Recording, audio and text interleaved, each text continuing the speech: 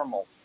Welcome to Wrestling and Everything Coast to Coast with your hosts, Buddy Sotello and Evan Ginzburg. Evan, do you want to introduce our guest tonight?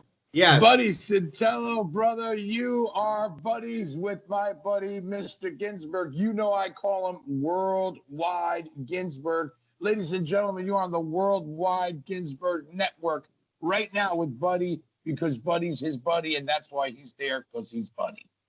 One of the great wrestling buddies of the world, yes.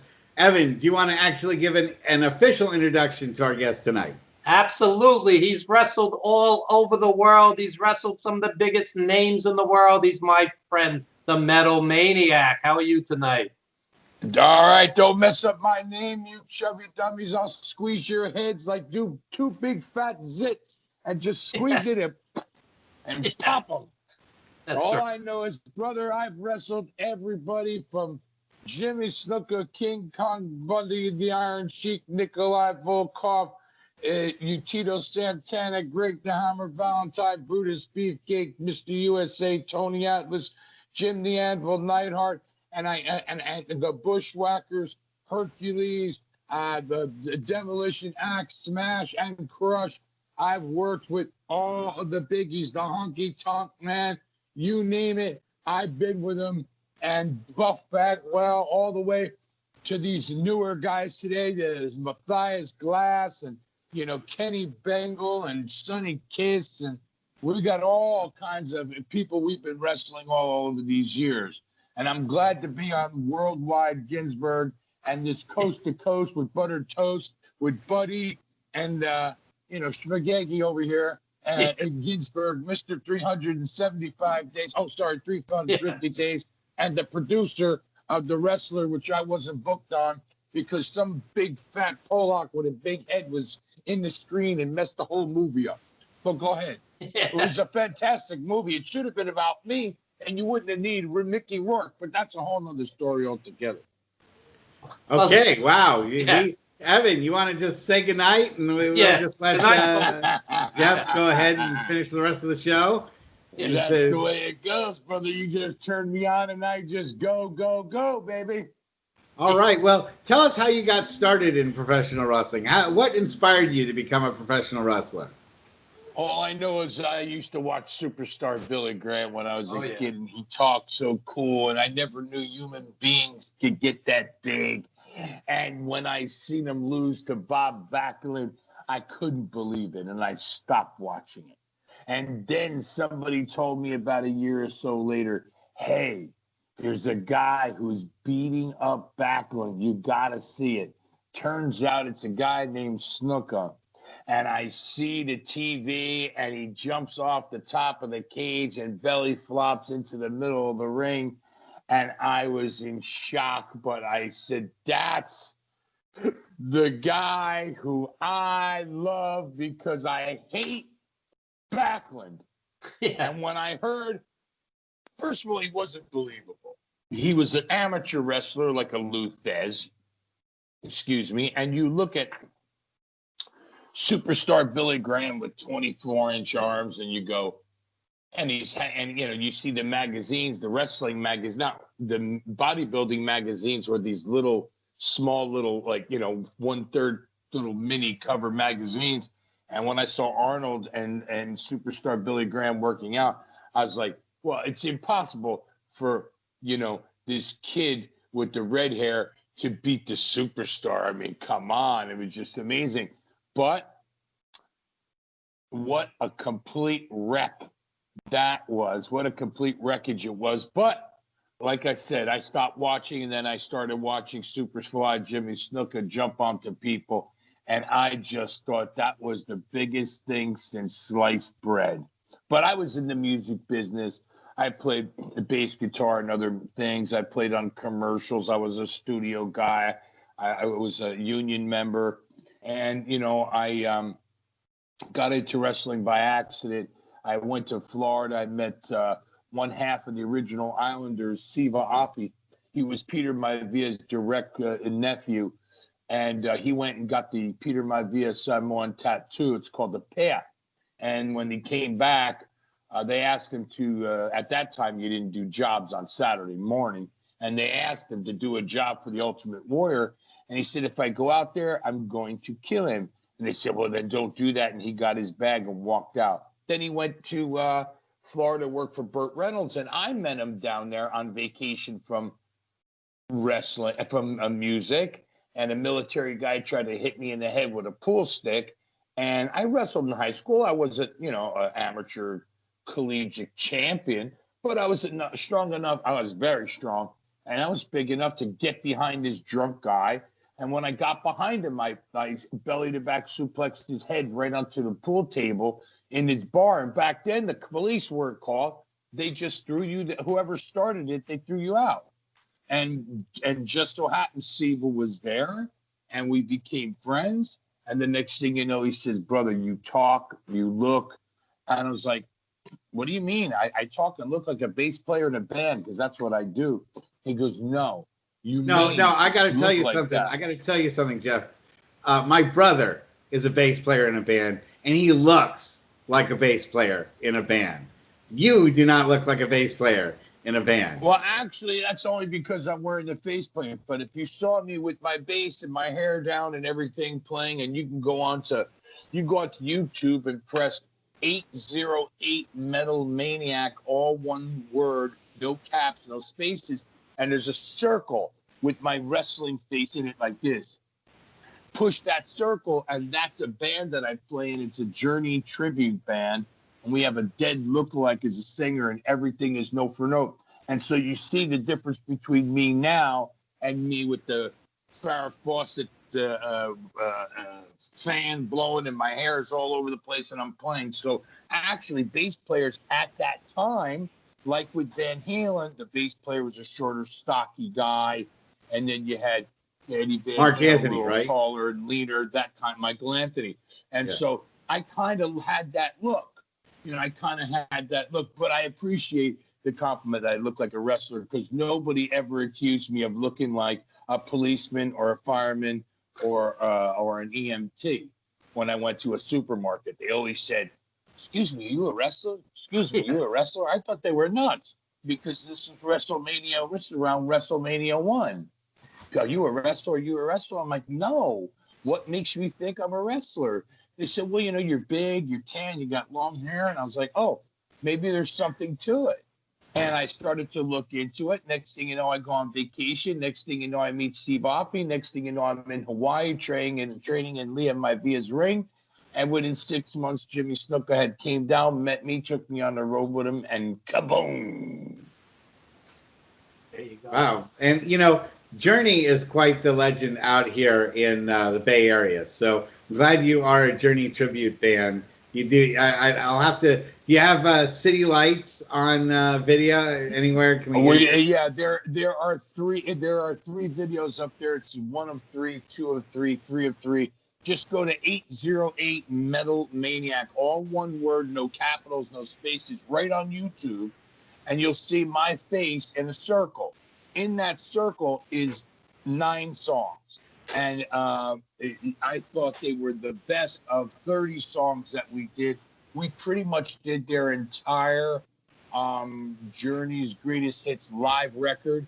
And with the way they did some of their endings, their live endings, which they didn't have in their studio versions.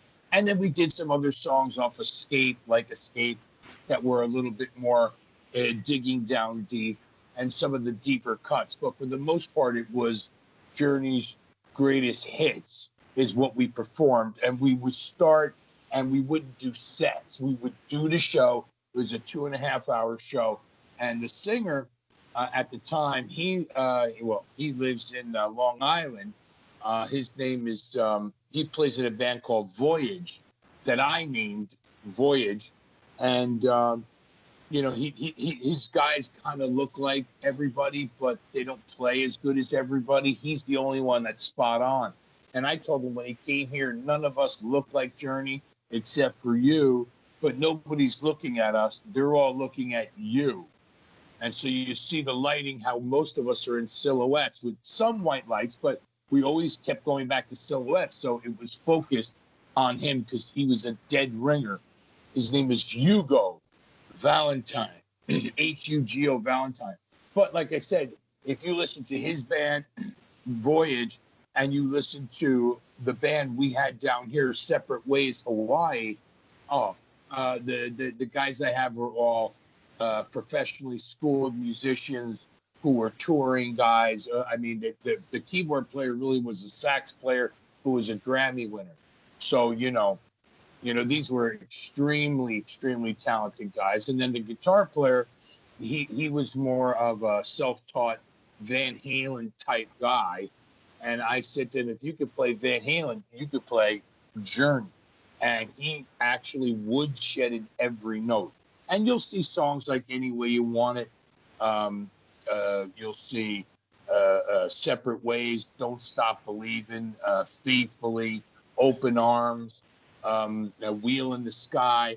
You're going to see songs that if you never owned a Journey record, you are going to know the songs. And the best part about it is it's not a mixed version from audio. It is not a 5-camera live, changing setup. It is a camera upstairs in the back of this building that's got 1,400 military personnel in it. And you hear the crowd in front of the camera. So all you're hearing is what's coming into this camera that's on a tripod upstairs in the back. And that's how you get the real performance. So if you do listen to it, put your earphones in, because you'll hear the band more than the crowd, or put it on the stereo, and guarantee you will say, I can't believe what I just saw. I can't wait to listen to it. I can't wait to listen to it. Well, the music, it was, for me, the music was a given. It was woodshedded. It was perfect. Every note, not a single blemish. But, or should I say, no one took any liberties to cut corners because they weren't talented enough. So it was woodshedded. But the singer not only sang identical, but looked just like Steve. As a matter of fact, Columbia Records had hired him before Neil Schon had saw him, and said, and when he played with Neil and the guys at a hangar, they loved him, but Neil sat him down and said, listen, you're going to get your $15,000 a month for the next year, but I can't have you on stage. I hate Steve so much, and it's just too much of an enigma to be on the stage with you. I'm really sorry. And I was just like, what? And then they pick up this Filipino kid off of YouTube, and, when they go on tour, these singers, they run them into the ground. And that's what they did with Steve, and that's what they did with this Filipino kid, and that's what they did with the one before then, Steve Ruggieri, where they literally blew his voice out and he had a mime it. So, it was one of those things. So, but like I said, getting back to wrestling, I mean, I went from music to wrestling, and I was extremely fortunate, and I met Ginzburg, Worldwide Ginzburg, on the Worldwide Ginzburg Network. And now here I am with you and Ginzburg and Buddy on the Coast to Coast with Butter Toast Show. And, that's me. I just made it. Tell me your 3 favorite Journey songs to perform. To perform, well, Separate Ways would have to be one, because it's just a very exciting song. I think that Wheel in the Sky also is a very exciting song, especially my favorite. Their live version. There are other great songs like Escape and things like that, but I'm talking about songs that I enjoyed really to play. And the song Faithfully.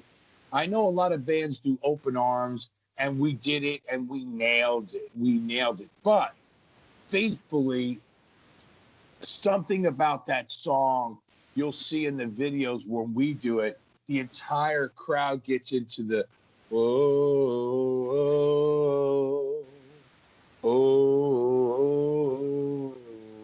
and then you hear the singing and the guitar playing intertwining in that last solo. And it is just absolutely perfect the way it was done. And like I said, we had 1,200 people. No one knew the band. All they did was see the face of this guy, Hugo Valentine. And you can find his band. But before you do, I would say come look at that video at 808 Metal Maniac, where you see the little circle of this face, and you touch it, and it says 1 of 3, 2 of 3, 3 of 3. And watch this crowd go absolutely bonkers. You know, and the other thing is this, you know, in Hawaii, you know, we've had a couple of kids come out of here and go on these TV shows where they do singing and win or place. And years ago, remember that's, you know, in 2004, 2005, they had some girl from Hawaii win that America's Got Talent or whatever the hell that show was. And people here in Hawaii are very big into karaoke. You know, and they go to get their sushi, their drink, and they go up and sing songs, and nobody cares if they stink or not, you know. And so, you know, but here people are very into singers. And so when they saw him, they looked him up.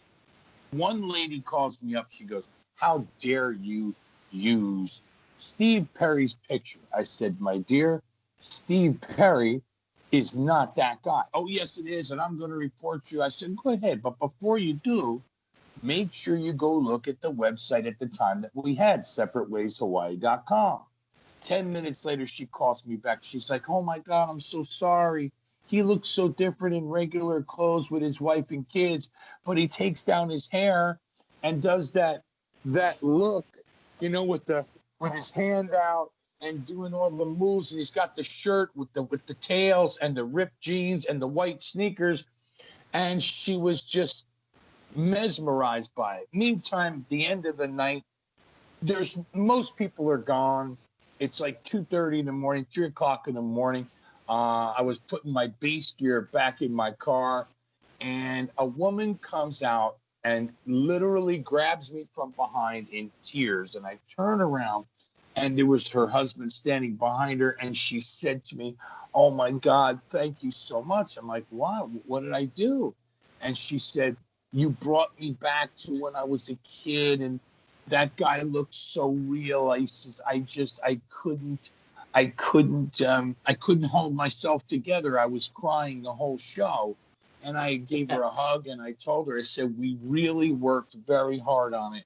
And it meant so much that we were able to give you that, and it was worth it." Just to hear that one lady say that, it was really worth it. And like I said, if you go to 808 Metal Maniac, no caps, no spaces, it's just a channel that with a circle with my picture in it. That's just 3 videos, and you can see it. And again, and I defy anyone to tell me that not every single note from every single musician wasn't exact.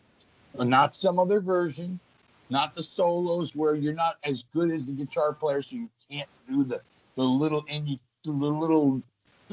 things. He did it all, and that is something I was very proud of.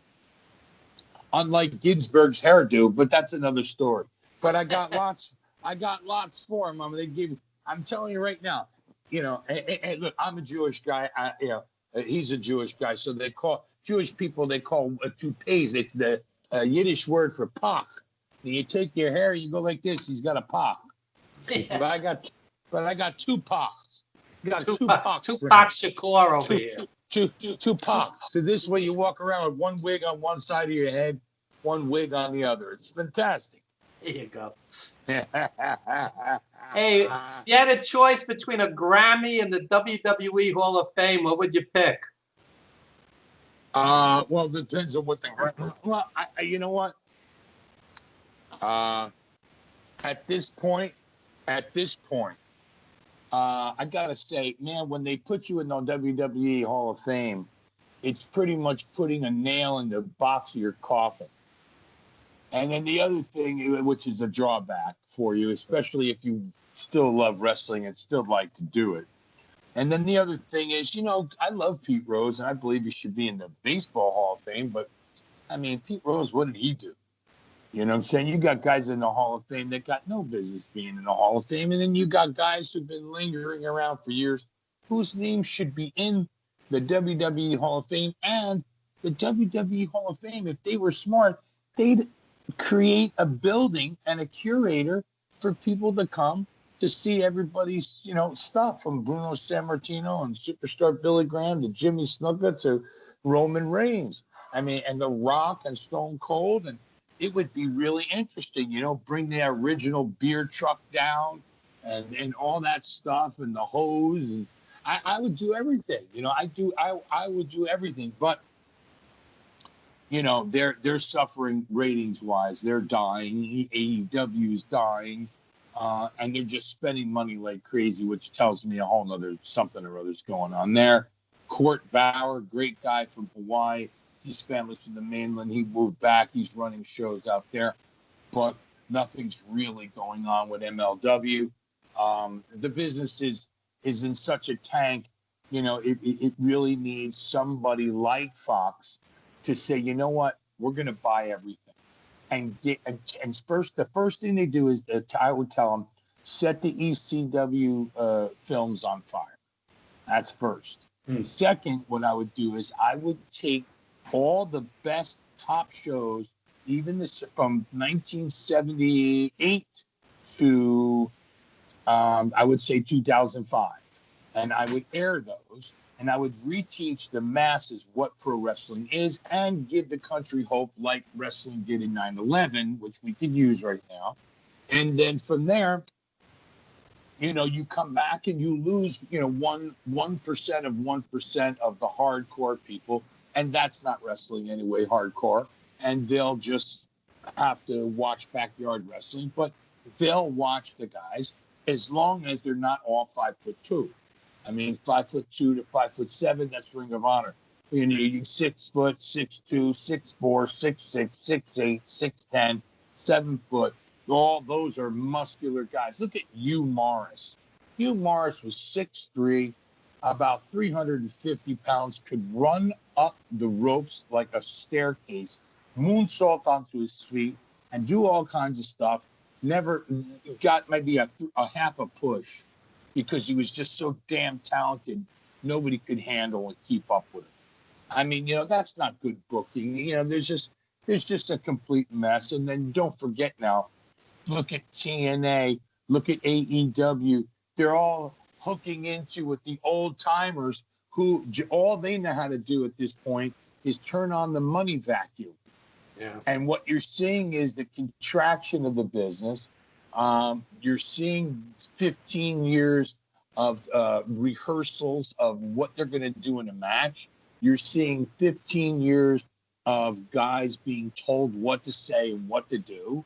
And you don't have guys like me who could do 2 hours, never say the same thing twice, and be completely interesting. And that's not because I'm bragging. I'm saying that you need people who can do that, and I can do that, and I wish there were more people who could do that, because when you see their eyes doing this, moving around, they're trying to remember, and that's not good.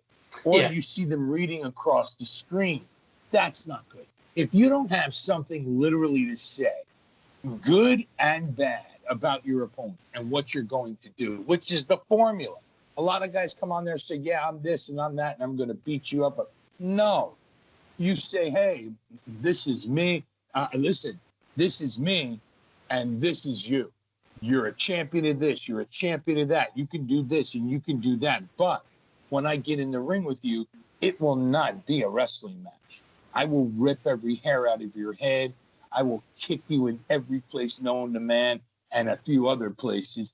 And I will make sure you suffer, because getting in the ring with me will be no wrestling. It will be a beating. And I hope your insurance paid up. But see, I just made that up on the spot, and I'm not even doing it in character.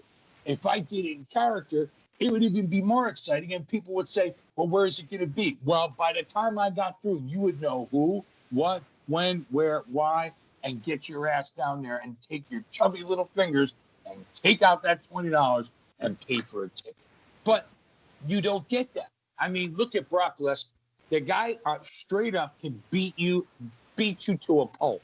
But he needed a manager. That's not to say that's not a good idea. Yeah. It's a great idea, especially when you have a talent who can't talk. And then again, on the other side, you had Superstar and the Grand Wizard, who both could talk. So there's nothing wrong with it at all. But a guy like Brock Lesnar, because he's so real, it's hard for him to have to remember and to think about what these dummies are saying for him, instead of having something in his heart that believes he's Brock Lesnar of wrestling and never break character. You know what I'm saying? When he breaks character, that's where he goes wrong. Because if you stay in character and you know to build the guy up and slice it by telling them about you, it would be so believable. But because he just doesn't believe he's the Brock Lesnar in wrestling, it's a mindset. It has nothing to do with a person or how talented he is. He's extremely talented. And then some guys made millions and millions of dollars not being able to talk. You know, so it's totally fine. It's totally fine. So, you know, but I don't like the kids running around talking about every move. I tried to do that. And Jimmy said to me, listen, that's not our business. This is the beginning. This is the end. We call the rest out there, and that's it. And that's what I had to be sufficed with. You know, that's what had to be. It was, what was I going to do? Say, no, I ain't doing it that way? Not. So I had to do what I had to do, was listen. And I did, and I learned from it. Yeah, I learned. That's how you learn. You have to, I mean, you've never seen you've never seen a blind guy walk across the street with a blind seeing eye dog. You know, you got to have one guy in there who can lead. Here's a perfect example. Look at Shawn Michaels and the World's Dangerous Man. Well, when he made the transition to pro wrestling, he had some amateur wrestling experience, but he really wasn't a real pro wrestler. He was more an ultimate fighter, bodybuilder, wrestler but he wasn't pro. But boy, did he make a beautiful transition. You know, Kurt Angle too did a beautiful transition. But I tell you, I really liked that World's Most Dangerous Man thing where he could punch you in the face, and Shawn Michaels just led him around like the ring general that he was and made beautiful matches. And they built that match. It wasn't a one-nighter. That was going on at house shows after house show, and building and adding and building and adding. Same like with the Ultimate Warrior. Really didn't know how to wrestle, but what's his name who died? He had a great upper body, but his legs suited his upper body for lack of support. What was his name? Yes. Rick Rude. Rick Rude worked with him for months on matches that they worked and worked and worked. And same with Honky Tonk. Honky Tonk Man, you know, worked and worked and worked with him and house shows to build him up to a point where he could do anything or whatever that needed to be done. You know, so, but that's a specific situation. You got a guy like that who isn't as talented in the ring as other people. And, you know, he's got to do his shaking and the gimmicks. So why kill it? Just run around and make him look good. Get in, get out, get done. Like with Goldberg. I mean, he went to Japan and did a 30-minute match. People sat there completely quiet. And by then, they had already learned how to scream and yell. And they didn't cheer that much because they were expecting more from him. But it wasn't his fault. They kept giving him 5-minute matches, you know, which is if they went 5 minutes and 1 second, everyone would have known, oh, well, this guy really can't do it. Not yet, at least. So there's just different ways. I mean, God bless Goldberg, you know, first Jewish champion. God bless him. You know, but or maybe not, but the first outwardly Jewish champion. I think there were others, but that didn't say they were Jewish. But buddy, any questions for Metal Maniac? Oh yeah, I got plenty of questions. Well, for you better jump in here. You better jump in here, buddy, because yeah, I know, but you know, 2 seconds. Well, interview journalism 101 says that you let your subject talk 80% of the time. I think you're now in like the 95 percentile. Yes. So we want to try to. I'll do 120%. Yeah. You guys can go to sleep while everybody else is watching me. It's close to it. I did want to find out in your thought. Oh, good. Some of the drinks you can you can lubricate those vocal cords a little bit. But I wanted to know what some of your favorite matches were, and what you think some of your highlights were in the ring. Well, let's leave Jimmy Snuka for last, because there's other guys I really want to tell you about that I had great matches with that were fun and were memorable. I was on a show where it was me and King Kong Bundy, and the people literally turned him babyface because of my mic work and my thing. So I got them all riled up, and King Kong Bundy comes out, and he didn't change the way he worked, but he was a baby face. And as we're working, he's telling me, "You killed my gimmick. You killed my gimmick." Wow. I worked with the Barbarian. I said to him before we went out, we're on a packed show. I'm the only no name, and it's him and I in the first match. So you can imagine how stacked the card was. And this was in Maryland Championship Wrestling in 1990 something. And, we talked about the beginning and the end. And then as we're going on, I said, "Brother, you're the heel, right?" He goes, "Now this is the Barbarian, if you know who he is. He's 6'8", 350 pounds, Samoan guy, Samoan Tongan. And you don't tell him anything." But I just very politely said, "Brother, you're a baby face." He goes, "No, I'm heel." I said, "What are you going to do if they cheer you? Because here, you're what they call an executive heel. They're going to cheer you. They're going to hate me because they already know me. You, they know as a heel on TV, but now you're here and they hate me, and they're going to be glad that you're here to kick my ass." And he says, "We see when we get out there. If I'm the baby face, I'm the baby face." So we go out, I do my thing, they're booing me, and he comes out to his music, he puts his arms up, and they popped. So when we get in, he starts telling me what to do, and he says, "Hit me," and I hit him. And he flew himself over the top rope, backwards, down to the floor, slammed into the railing, went down, and I looked at the crowd. I looked back at the locker room. I looked back at the crowd. And I said, "Oh, my God, the Barbarian just flew himself all over the place. Holy crap." I see him like waiting for me to come out there. I can't just stand there because I'm kind of panicked. Holy crap. I get out there, and he says, "Have fun, beat me up. Have fun, beat me up." So I just beat him up the whole time. I never seen him fall on his back. I double leg takedown.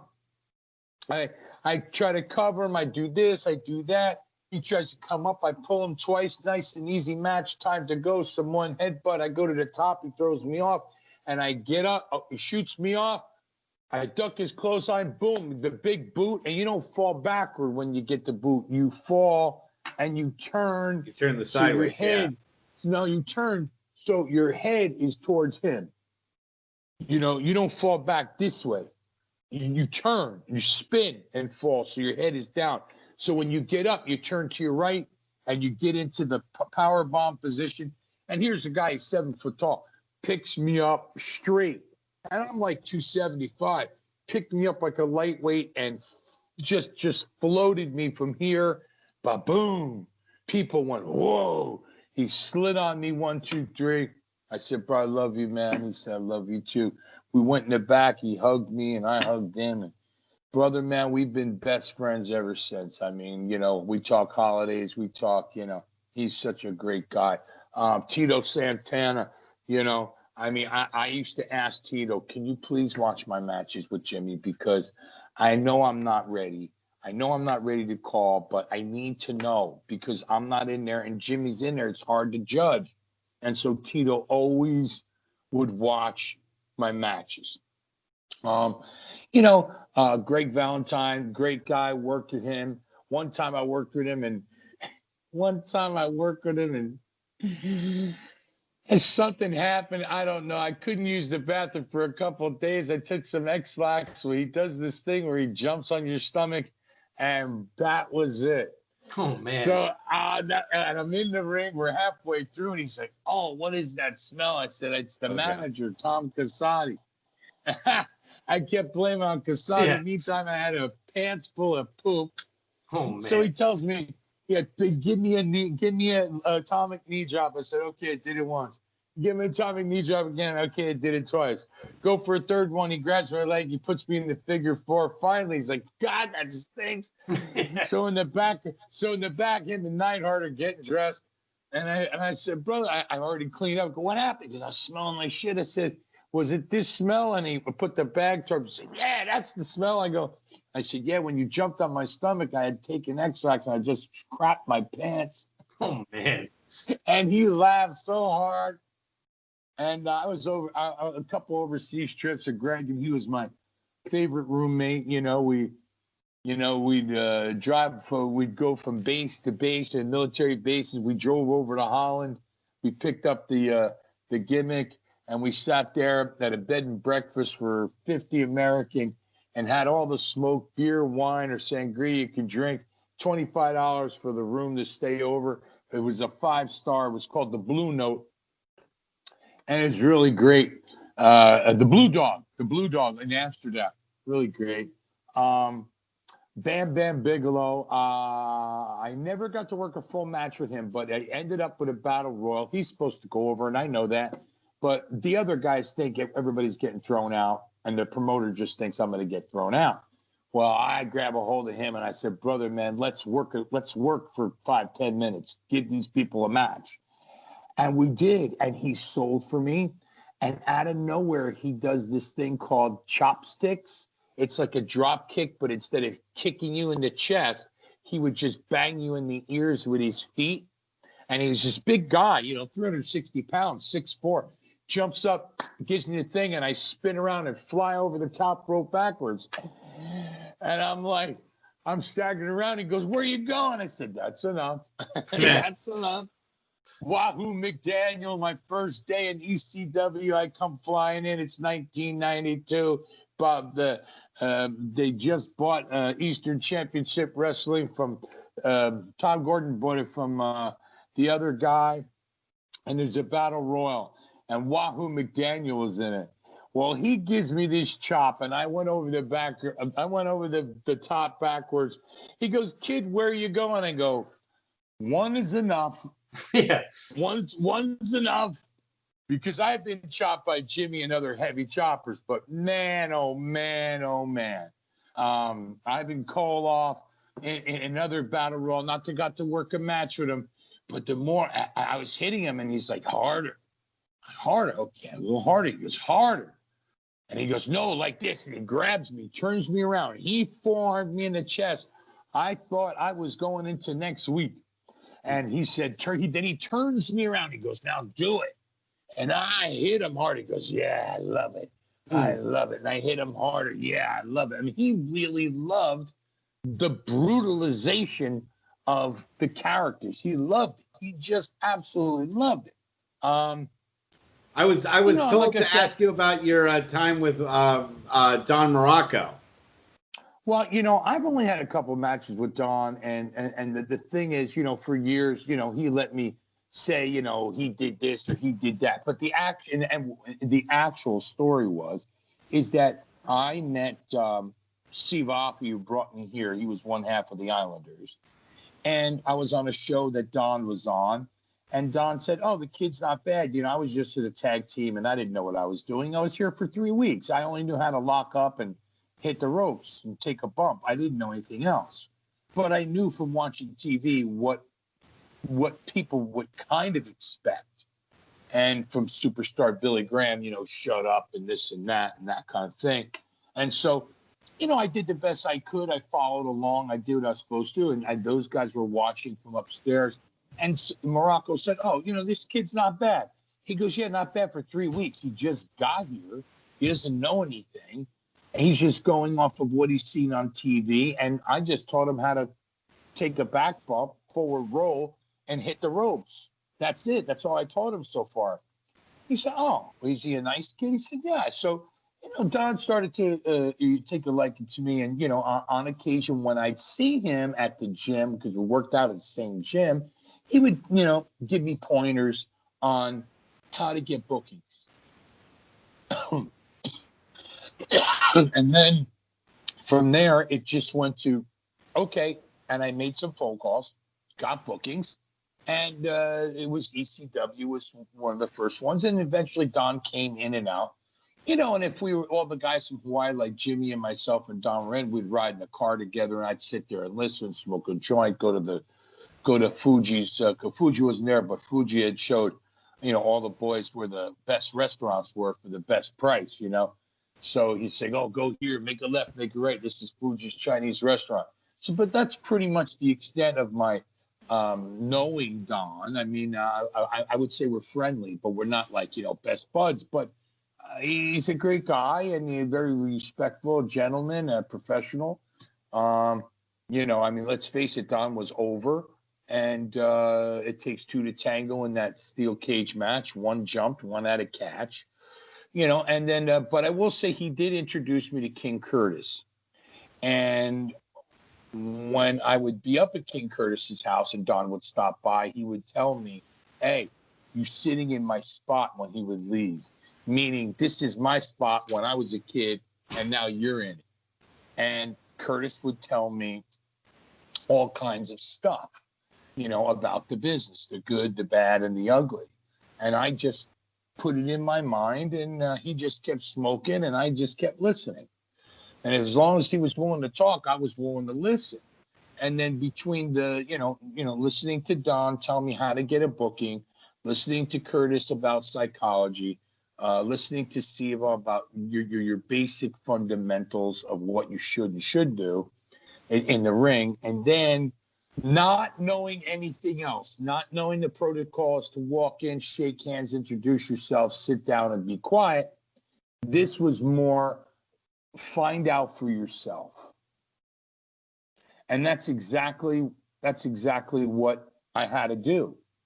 Just find out for myself by walking by the boys, not introducing myself, and going in to see Jimmy.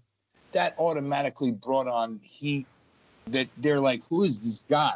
Then all of a sudden, that night, Bill Apter's my roommate, and the next thing you know, I'm in the introducing file like 3 months later. Guys wait years for that, if they get it at all. So, Wow. I was very fortunate. I was in every wrestling magazine, the Who's Who, the Top 500, the Wrestler, the Wrestling Almanac, the Pro Wrestling Illustrated. He even had a magazine called The 10 Best Heels You've Never Heard Of, and Sabu was number 1 and I was number 2. I was voted Wrestling's Busiest Man. I was voted 1992 Pro Wrestling Illustrated's Rookie of the Year. I was the only guy without a contract who had a picture in the original first edition Pro Wrestling Illustrated's almanac, and that Bill was still in charge of. And then after Bill left, they started putting people's different names in different places, and it was never the same. And now there's no magazines, but things morph, and they'll morph again, and they'll morph again. Any regrets? Back? Wait, before we go, you got the Great Samu, one half of the Head Shrinkers, Rikishi, Fatu, one half of the Head Shrinkers, Tonga Kid, Lance Storm, Samu's son. I've been I wanted to work Alpha Junior. I haven't had the opportunity, but I pretty much, I'm one of the very few guys in my wrestling generation and my actual age that's wrestled Sika.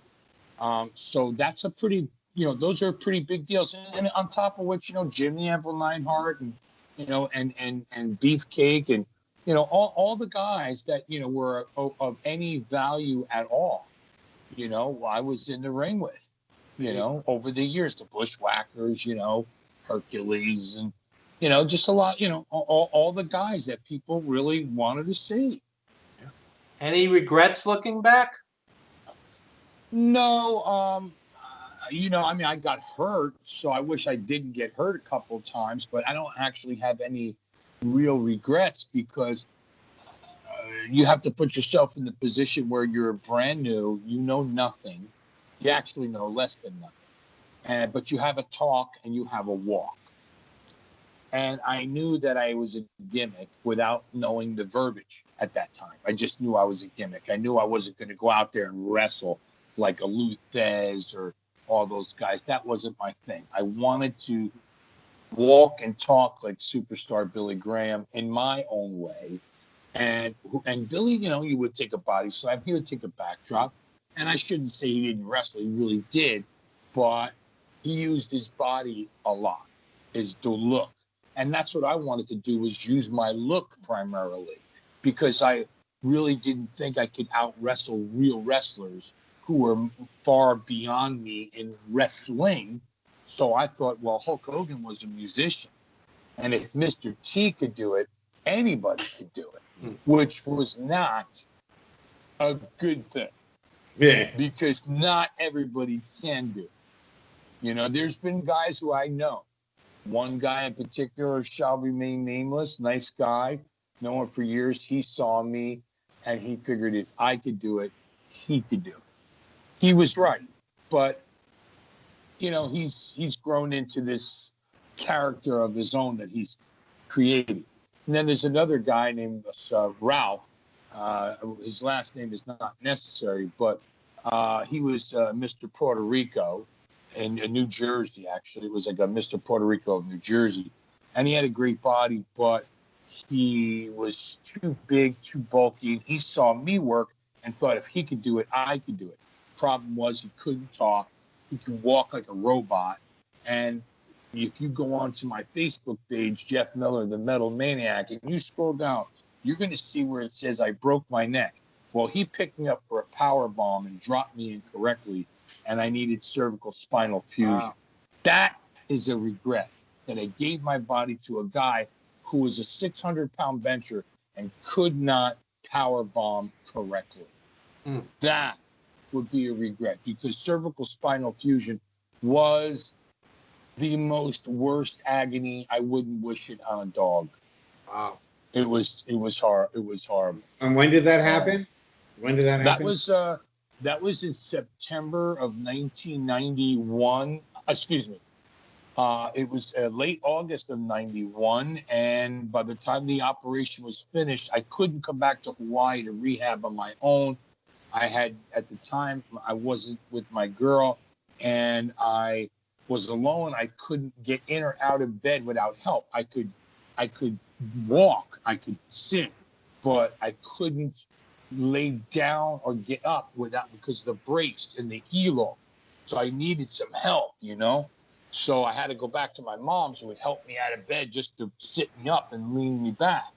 So, you know, it was a real tough time, you know. I mean, I had to be a burden for my mother, who wasn't well, and you know, and then I finally made it back to Hawaii to rehab, and I was out for 8 months, but nobody knew.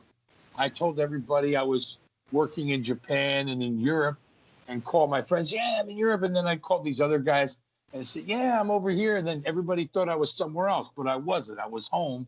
And then eventually got strong enough to rehab here in Hawaii by myself. But once I started to do that, then, you know, you get back into, your testosterone replacement therapy for healing and things like that. And boom, 8 weeks later, my first match was with Bundy. And it was just like nothing happened. Now, do you have kids? Yeah. Do you have kids? None that I know of. None that you know of. But if you had kids, would you want them either to become rock musicians or wrestlers, or neither? Well, first of all, I'd say I think you would want anything that they really fall in love with, you would want to push. But if I was given a choice, I would say become a doctor or a lawyer. I wouldn't say. I'm a lawyer. I'll tell you something. It's overrated. It's overrated. Well, it depends on what type of law you do and the clientele that you surround yourself with. Some attorneys love it, just love doing it, and give away their time, to people who can't afford. And some people are very high-powered people that you see working with some very bad people to get some very bad things acquitted on. Or you get somebody who's an entertainment attorney, or you get, so that's a different ball game altogether. So it all depends. But I would say doctors, lawyers, accountants, CPAs. I would say anything with a proper degree, and if you can get into college on a scholarship, I'd say do that. You want to play football, I'd say you better make sure your grades are good, because for every guy who becomes a superstar, there's about 300 to 500 guys behind him that never made it. And even if you do make it, you're not really going to make it until you get to the biggies. And at that time, you get to the biggies, down they control everything you do. And so, isn't that the same with music and wrestling? Pretty much. Yes. I would have to say yes, but it's not exact, but it's so parallel. It is exact. They all have their own lines of crap, but they're still lines of crap. They're different lines of crap, but they're the same lines of crap. Yeah, and there's so much connection between rock and roll and performing in rock and roll and wrestling. Can you tell me what you feel? It's the timing. The reason why Polynesian guys do very well in pro wrestling is because they were raised around music. Even if they weren't musicians, they were raised around music. For example, they learned how to play certain drums. They learned how to do certain dances. They learned how to sing certain music. So they had a culture that was embedded in music. All kinds of music that was, whether it be Hawaiian or Jawaiian, which they call it, which is kind of Jamaican Hawaiian kind of, or reggae, Hawaiian reggae. And that's the kind of music that they're raised on, and that's the kind of music that they do, and so when you hit the ropes, you hear 1, 2, 3, hit the rope, 1, 2, 3, hit the ropes, or a guy hits you, and then he waits, 1, 2, and then he hits you, and then 1, 2. That's all music. So it's all in your ears, and that's what I had in my head was music tone and entertainment. Because when you're on stage and you just stand there, you're not entertaining anybody. But if you go out there and you do something, you fling your hair around, and you got the fan blowing, and the hair is blowing around like Farrah Fawcett, and you got blue lights and red lights and spotlights and flash strobes and all that shit, that's entertainment. So that's the connection between wrestling and music. And I think that guys who actually were musically oriented, not all, but I think a lot of guys who were musically oriented made money. Now, there are some that weren't musically oriented that made money, like Stone Cold. I never heard him say, well, I used to strum on a guitar. I never heard him say that. I mean, I've watched some of his shoot videos, and he's never said he liked music and he liked to listen to it on the radio, but he never was a music person. Like Hulk Hogan came from music. So he was able to use that, to his advantage. But and as well I did. And you see how, like, Jimmy, there are certain things he used to do that looked like karate stuff, and his like dance thing that he used to do with the karate stuff. That was Polynesian dancing that he was doing, that he learned when he was a kid growing up. So, you add your salt, your pepper, your garlic, your onions, and a little bit of Ginzburg, and you end up with, coast to coast with this guy and that guy and whoever the hell is behind the scenes walking around the house. So, this is what happens. I mean, listen, folks, honest to goodness, the payoff is huge here, and the backgrounds are fantastic. And you see me, I got my face over here, got the Metal Maniac there. I did an hour's worth of face paint. And these two jabronis are bothering me on a Saturday. That's right. That's right.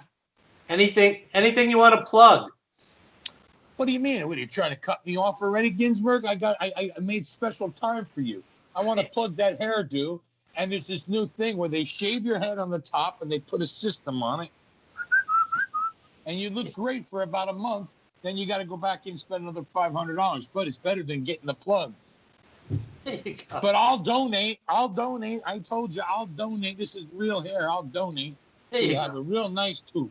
real nice too. But don't shrug me off now because I made some extra time. Well, I'm not in a rush, and Oh, I okay. do want to get it. I do want to get into some other deep thoughts of the Ginzburg brain because I don't know if you know your partner Ginzburg, brother. His ears, one ear is in California, the other ear is in New York City, and really he's plugged in. There's people in Taipei, Hong Kong, Taiwan, Singapore, New Zealand, Australia, and the Kwajaleins who know who Ginzburg is. Well, get them to listen to our show. Get them to That's listen right. to our show. That's the important They thing. do. I speak to military guys all over the world. There's guys in Diego Garcia in the middle of the Indian Ocean. It's a speck. It's smaller than this island I live on. And people know WWGN. And I got there to entertain the guys. They said, hey, are you going to be on WWGN? And at first I forgot who I called. Worldwide Ginzburg. I said, Worldwide Ginzburg said, hey, we're on a nuclear sub. We watch everything we can. We're That's underwater. right. Our goal is 6 to be months the of the number clip. one podcast in the Indian Ocean. That is Oh, our well, goal. On nuclear subs. You are pumped through the Admiral. Everybody heard Ginzburg and you going nuts and doing all kinds of stuff to who are these two guys? I said, listen, these are two schmucks in New York. I don't know, but I'm going on the show. They love us on nuclear subs. We're huge. They do. That's right. They plug you in and they pump you in. That's what happened.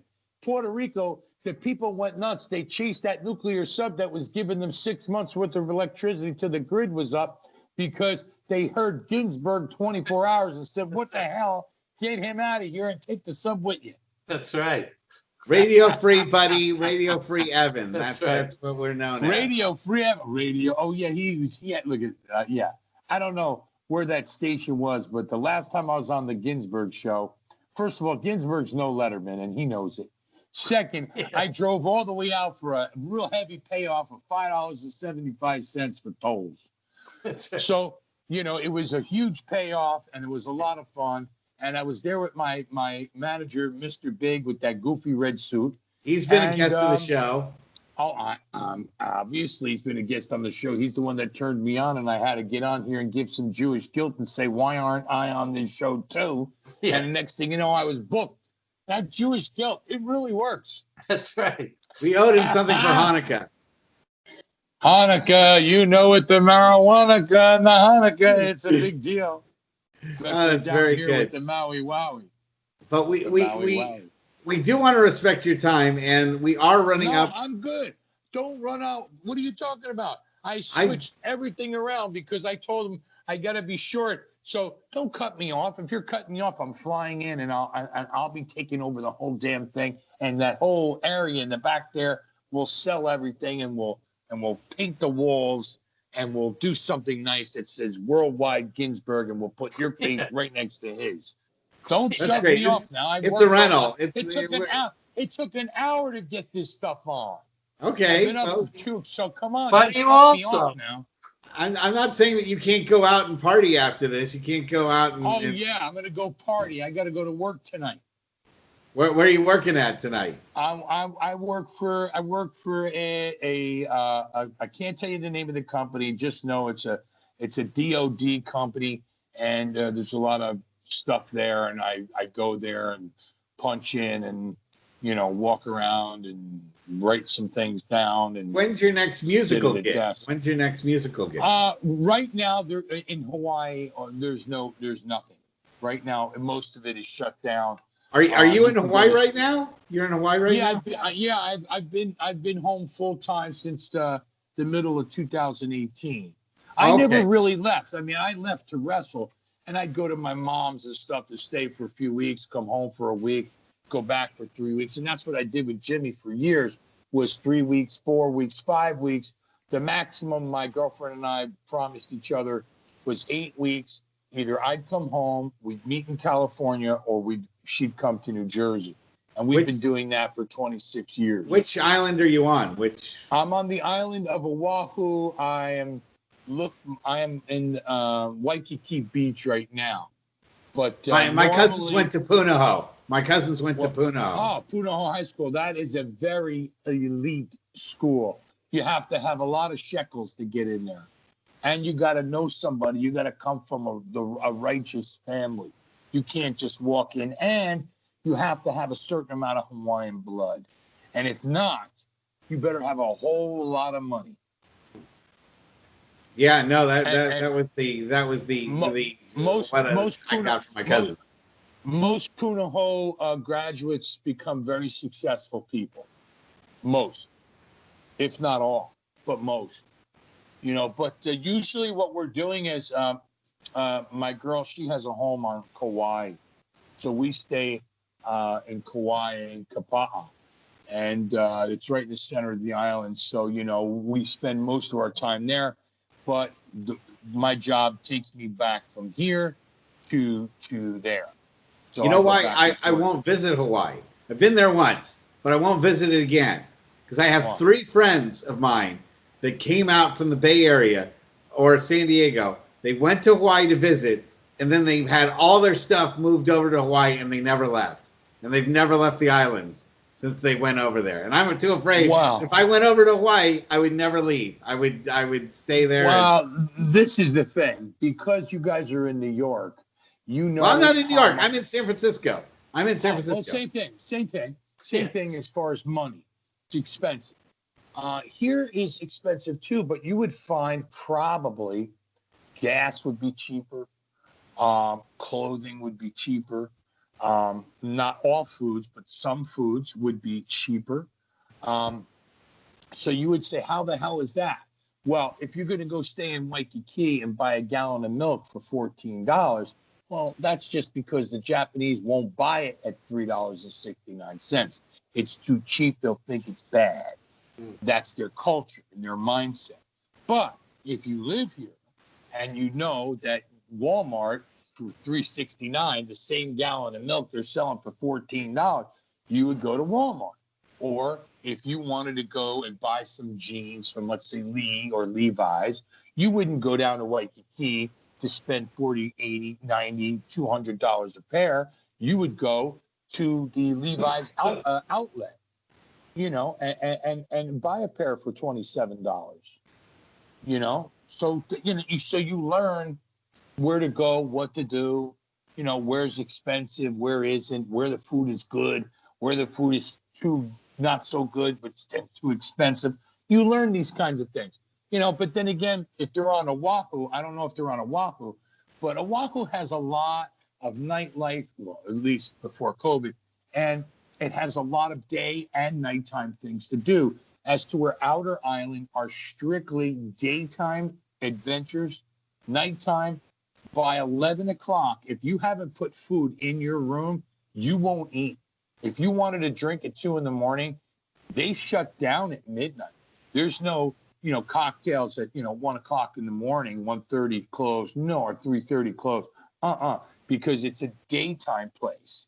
Like on Maui. Age 54 with 2 kids, I shut down at midnight these days. So no, but you know what I'm saying. I mean, if you're looking to come on a vacation with your wife and you want to go out and have some late night cocktails and all that stuff, you could do it on Oahu, but you could not do it on Maui, Kauai, Molokai, or the island, the big island of Hawaii, because it's a daytime place. Yeah, do they have one place? Yeah, but you know, it's not really for you. The locals could be looking at you like, you know, well, this is our spot. You know what I'm saying? They get a little testy. But on Oahu, it's not like that. You know, it's just a completely different story. You know, and plus, don't forget now, with everything that's going on, we have Army Act is to give a 1 minute to your average guest. So I got my save something for your next interview. That's the way we put it. I've got hours. Ginzburg will tell you I've got hours and hours. But in the meantime, give one last plug for your band and how people can get a hold of you. Well, the heck with the band. I don't care about that. If you want to see the band, just go 808 Metal Maniac. No caps, no spaces. When it pops up with spaces, don't touch it. Just type it all the way. Hit it. When it comes up, you're going to see on YouTube. Don't Google, just YouTube. You're going to see a circle with my face in it. Touch it. You will see those 1 of 3, 2 of 3, 3 of 3 videos with Journey's greatest hits. Just 6 or 7, I think 8 songs that are on there, 8 or 9 songs. And But if as people far as want to seeing get a hold of me, you on Facebook, they can go to the Metal Maniac fan page. That's what it's called. The Excellent. Metal Maniac fan page. And they can go on there. And anything I post on my personal, I post there first. That goes right to my personal page. I mean, they can come to my personal page, Jeff Miller, the Metal Maniac. But I really want them to go to the fan page because they're going to see both anyway. And I like the fan page because then the fans are interacting. I have schoolmates that know me from music. They don't give a shit about wrestling. They just love me from high school. So it's a different group. But they can do what they like. They want to go to Jeff Miller, the Metal Maniac is fine. But I really wish everyone would go to the Metal Maniac fan page. And one last thing. When you advertised the show and you had on a cartoon, that cartoon picture was made by a guy named Franklin O'Neill. Franklin O'Neill is recognized from the International and the Pro Wrestling Hall of Fame in Texas, and the International Pro Wrestling Hall of Fame that's right now virtual, that will have a building in New York. He is recognized as the wrestling cartoonist. Yes, His name is Franklin O'Neill. hopefully we can book him. He has got work. You saw the one that they did on me. He did on me. I mean, he is absolutely fantastic. You can look him up on Facebook and look at his work and reach out to him and tell him that I said, you know, he should come on the show because he is considered wrestling's artist. He really is. Well, you're an artist all your own. You're an artist all on your own. Brother, I'm a poet and I didn't know it. I got more talent and I haven't seen. Well, if I turn around, I can find it. There you go. This has been a very unique interview. We really appreciate having you on, and we'll love to have you as a guest in the near future. Well, thank you very much, and I Thank want you. to thank Worldwide Ginzburg Network. I want to thank you, and I want to thank all the chubby dummies out in Wonderland who are watching this. To be ready, stay safe, and keep watching these two guys because they really are plugged in. I mean, let's face it. You got this guy here. He's a great guy, and he's plugged in with Mr. Movies, Mr. Worldwide Ginzburg Network. He is. I mean, these two guys are like, you know, they are worldwide, coast to coast, like butter toast, baby. It's the Metal Maniac. I'll squeeze your head like a pimple. Stay tuned, brother, daddy, brother. Good night, everyone. See you next week.